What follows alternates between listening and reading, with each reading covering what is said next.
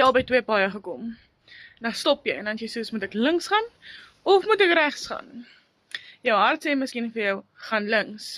Maar jou kop sê vir jou, gaan regs. Kan jy imagine, ek kyk gisterand 'n testimonial van 'n vrou en sy sê, sy het gebid en Louise het vir haar gewys, die legacy builder is haar uitweg. Maar toe kom 'n ander ding oor haar pad, 'n werk.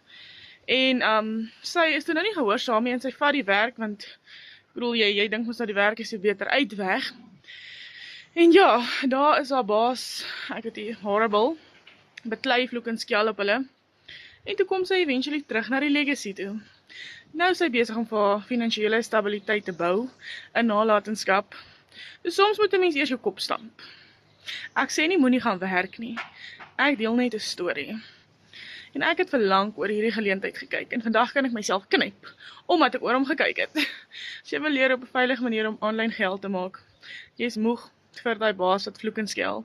Skryf net basie onder, ek wys jou.